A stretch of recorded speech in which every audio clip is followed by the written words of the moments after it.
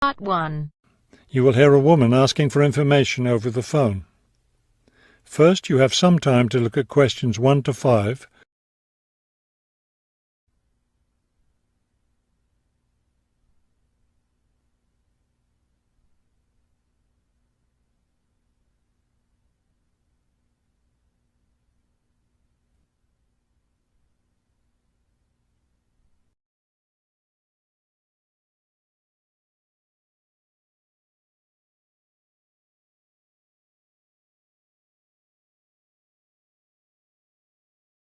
Now we shall begin.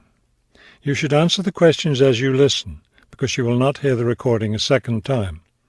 Listen carefully and answer questions 1 to 5. Good afternoon, Plainfield Community Centre. Yes, hi. I'm new in town, and I was curious about the services the community centre has to offer. We offer a variety of recreational activities. What were you interested in particular? Well, everything, I guess. Okay, let's start with kids. I have a teenage son. What activities do you have for teens? Right now, during the school year, we have tutoring sessions for children and teens in all subjects. That would be good. He needs help with algebra. We can certainly help with that. Just have him come by any Wednesday or Saturday afternoon. That's when the tutoring sessions are scheduled. Fantastic! What about sports? Do you have sports activities for teens? We have tennis lessons on Sunday mornings for teens and Sunday afternoon for adults. I don't think my son would like that, but my husband might. For myself, I'd be more interested in yoga. Do you offer yoga classes? We do. Our yoga classes take place on Tuesday and Thursday evenings. We divide it up into several groups, so there's one class for younger children, one for teens, and one for adults. Really? I doubt my husband and son would be interested, but I'd like to sign up for yoga. I also like reading. Do you have any book clubs? We have one just about to start. The first meeting will be next Friday morning. It will focus on early 20th century novels. Too bad it's Friday morning.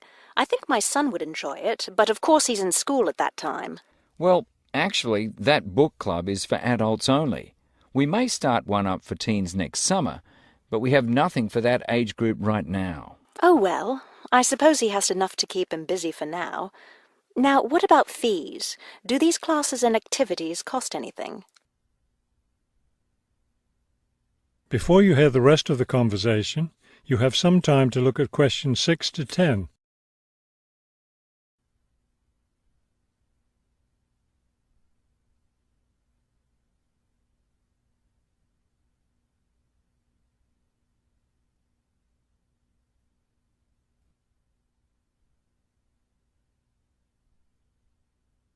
Now listen and answer questions 6 to 10.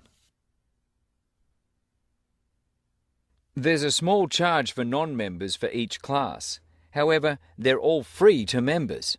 Would you be interested in becoming a member? How much does the membership cost? Not much at all. The yearly fee is $75 for individuals and $225 for families. What do I get with the membership? You get free access to all classes and activities, and you can use our facilities like the tennis court, the exercise room and the meeting room. It's not a bad deal, really. Could you tell me exactly where the centre is located? It's at 107 Elliott Street. Is that Elliot with 2 L's or 1 L? 1 L. E-L-I-O-T. It's right downtown. I think I know where it is. Do you have free parking? Yes, you can park just across the street. There's a garage there. That sounds easy enough. Maybe I'll come in one day next week and sign up for some classes. That would be fine. But don't come on Monday because we're closed that day. We're open Tuesday through Sunday. Oh, thanks for telling me. Maybe I'll stop in on Tuesday then. Can I pay for the classes with a personal cheque? We accept cheques and credit cards. Okay, thank you very much. You've been very helpful. That is the end of part 1. You now have half a minute to check your answers.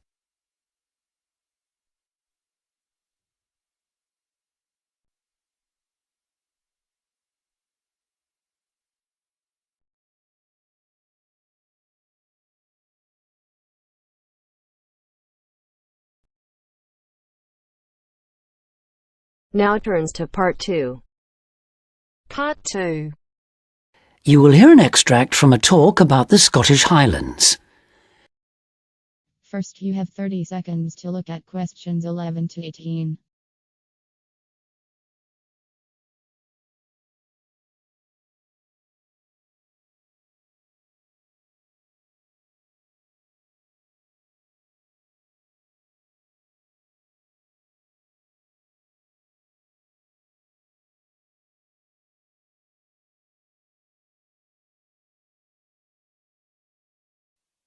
Today I have with me Moira Mackenzie, the author of several books in a well-known series of travel guides, and she'll be talking about what is probably the most fascinating wildlife area in Europe, the Scottish Highlands.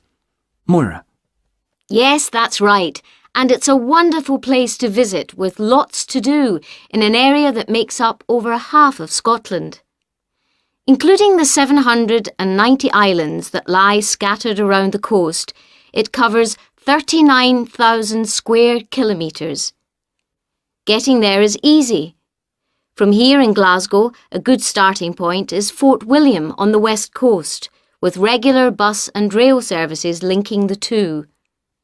I'd recommend the train, which takes 4 hours to get there. Alternatively, you can take the Highland Line, which takes the more easterly route up to Inverness. That, in fact, is a bit quicker, taking around 3.5 hours to cover the 280 kilometres from here.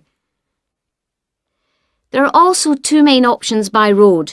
You can take either the A9 up through Stirling and Perth and then on to Inverness, or else on the west there's the A82 which runs up to Fort William and then, if you want, on to Inverness. Now, a lot of people associate the Highlands with bitterly cold weather, but in fact the region has a generally mild climate as a result of being surrounded on 3 sides by sea, particularly the warm waters of the Atlantic. At sea level in the west, for instance, the temperature ranges on average from a minimum of 1 degree centigrade in January up to 18 in July, and you can actually see palm trees growing there. Obviously, though, the temperatures will be lower inland and on higher ground. You can expect it to rain a lot too, particularly in the west, where annually as much as 2,000 millimetres regularly falls, though this helps account for the rich variety of vegetation and wildlife. When you get there, you'll find there are plenty of reasonably priced places to stay. In Fort William, for instance, you can find a room for the night in a small hotel or a bed and breakfast for just £25, or for £28 to £30 in Inverness. It's probably a good idea to book ahead though, especially in the summer months. With all the leisure, sports and cultural activities on offer, the towns are becoming increasingly popular with visitors. For example, accommodation in Inverness won't be at all easy to find this year around the 23rd of July, as that's when the local Highland Games will take place. So, if your aim is to see the countryside, it may be best to stay in a small village.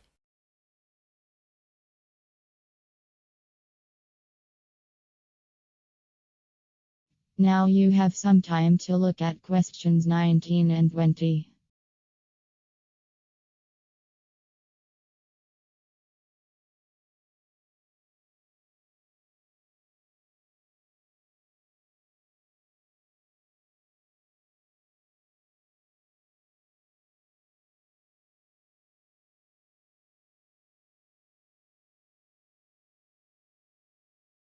As I mentioned, there's a huge range of wildlife in the Highlands, but for those visiting the area, there are some basic ground rules that are essential if we are to protect it. Firstly, you should make every effort not to disturb birds and animals, and one way of doing this is to blend in with your surroundings, for instance by avoiding brightly coloured garments, such as orange anoraks. To see wildlife clearly, it's best to use binoculars, keeping your distance. This is particularly important during the breeding season. Wherever possible, Use a hide so that they are less likely to detect your presence. Surprising though it may seem, visitors are advised to use their cars where no purpose-built hides are available, as people are apparently less likely to startle animals if they stay inside their vehicles. You may even find that creatures come up close to where you're parked, in which case, wait until they've gone before you move off.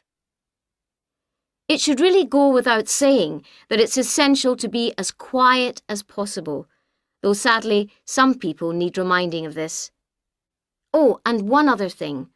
Wild animals and pets don't mix, so please leave your dog at home or at least somewhere he or she can't chase the wildlife or damage their habitat.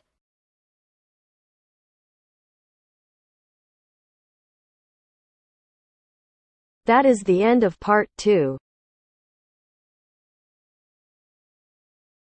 You now have half a minute to check your answers.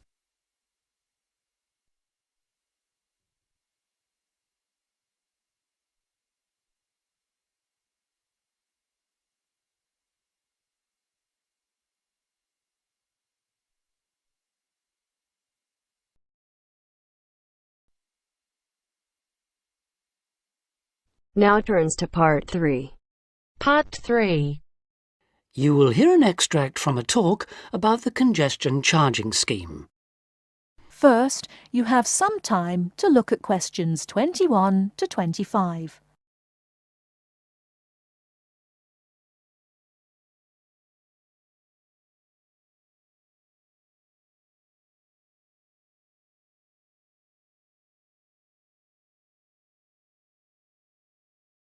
Now, listen carefully and answer questions 21 to 25.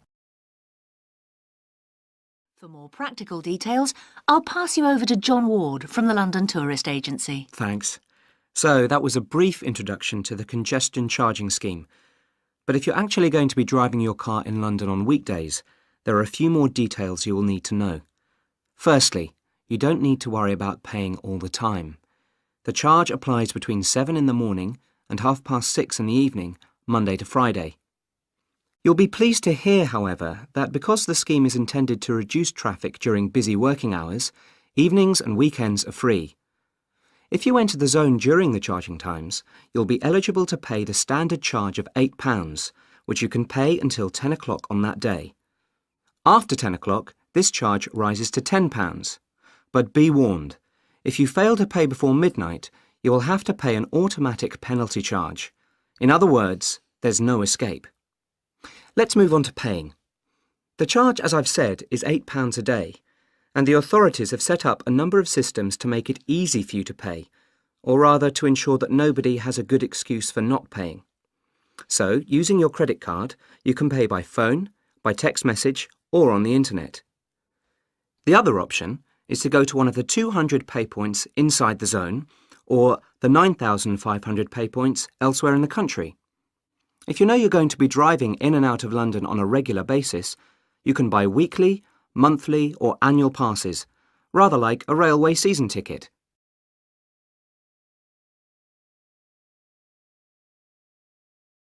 Before you hear the rest of the talk, you have some time to look at questions 26 to 30.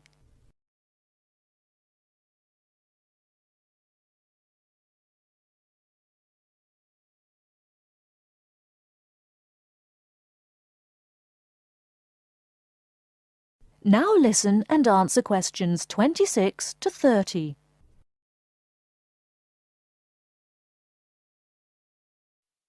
OK, on to the area itself.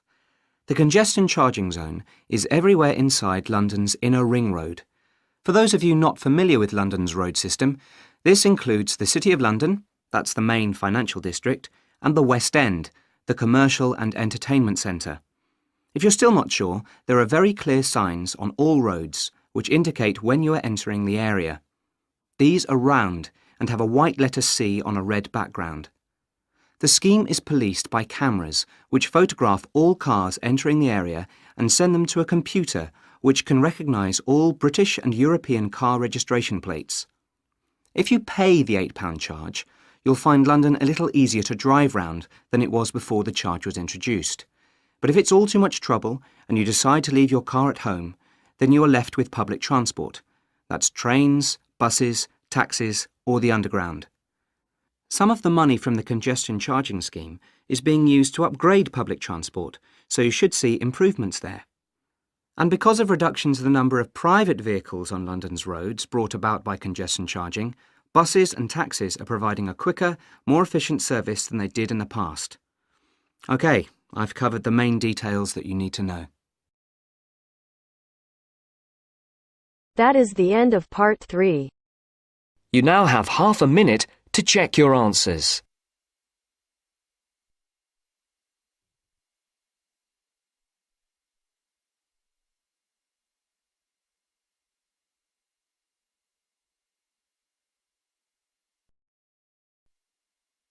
Now turns to part 4.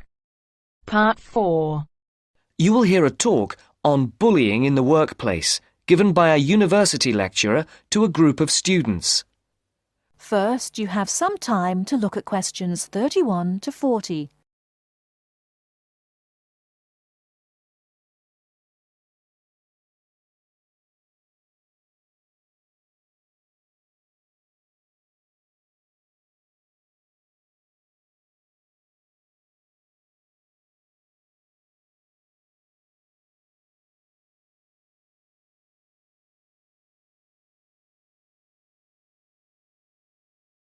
Now, listen carefully and answer questions 31 to 40.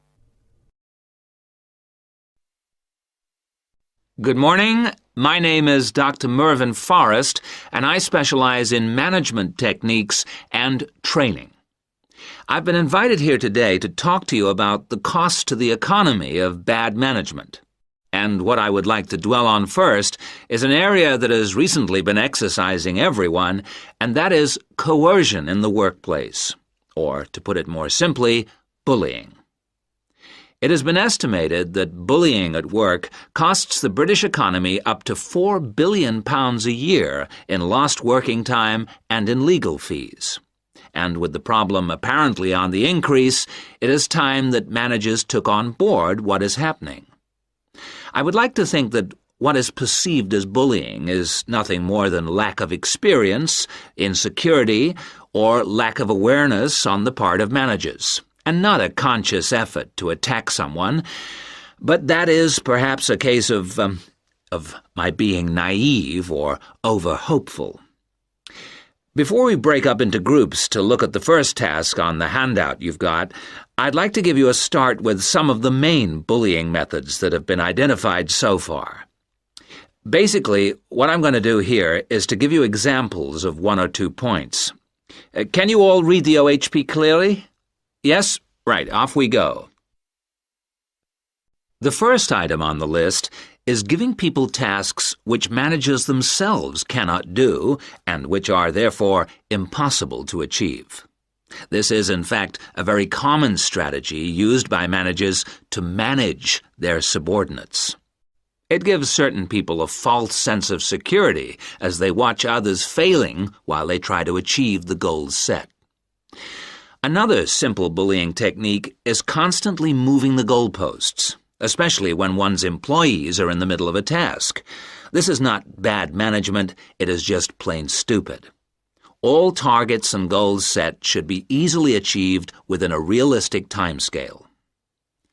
Sending memos to someone else criticizing the performance of a task where the individual has no way of replying is another common technique, especially when the manager concerned does not reply or makes it impossible for subordinates to contact him or her by not answering the telephone or not replying to emails. This is not the style of a sound manager, but rather the antics of someone with emotional problems. If you behave like that, don't expect your staff to respect you. And now, the technological bully. It is interesting how all tools designed to help can be turned into dangerous weapons. The urgent email bully is fast becoming a problem in the office. Employees turn on their computers to be faced with a string of badly worded emails, making instant and often unrealistic demands, which reveal the hysteria mode of management. Have you ever felt a sense of dread before looking at your email, even your personal messages? All companies should develop a company strategy whereby there is an email code of practice, with offensive messages being forwarded to a designated person for appropriate action. I would now like you to break up into groups and brainstorm other bullying techniques which you think you may have experienced, and perhaps, if you're honest, which you have been party to. I can think of at least 9 more bullying strategies. I would also like you to consider ways in which you think that each of the techniques on your list can be countered. Is everyone clear as to what the task is? Yes? Okay. You've got 20 minutes to do this.